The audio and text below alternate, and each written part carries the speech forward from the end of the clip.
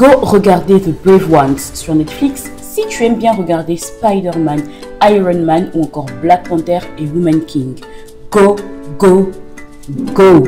Parce que cette série dramatique de science-fiction sud-africaine est un délicieux mélange entre super-héros, contes africains, justice sociale, le combo parfait. Ma thèse, c'est que Akinomoto So, créateur de cette série à 6 épisodes, a souhaité nous passer des messages sérieux dans un univers complètement imaginé mais aussi immersif que celui des contes et légendes. Donc c'est pas juste un film de super-héros qui se contente de montrer des effets spéciaux géniaux et qui gravite entièrement autour de la vie du super-héros. Non, on est allé plus loin.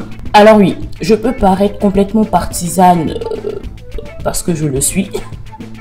Je suis trop enthousiaste parce que j'ai regardé ce film 3 fois et chaque fois j'étais comme ça. Qu'est-ce que j'ai aimé autant? Alors premièrement, l'accroche même du film. On nous a littéralement raconté un conte.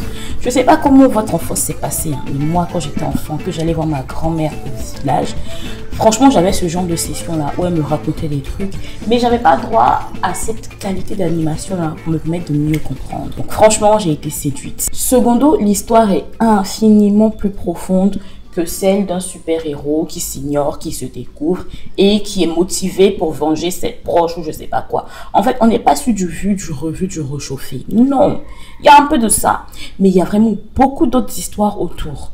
Notamment celle de l'amour qu'une mère peut avoir pour son enfant.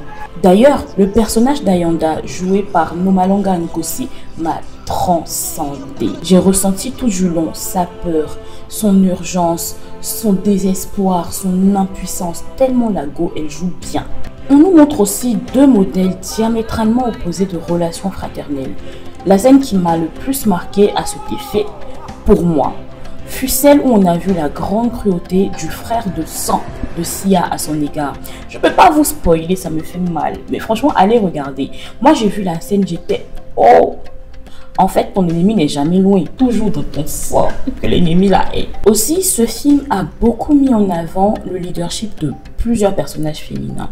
Et je pense parce que plusieurs peuples africains vivent ou ont vécu sous le régime du matriarcat. Et c'est pour ça que tu as par exemple la prêtresse, que tu as la mère héroïne, tu as la mère de famille qui tient toute la famille à bout de bras, que tu as la fille qui mène un combat pour la communauté. On adore! Enfin, ce film met savamment en avant la sempiternelle question de la justice sociale.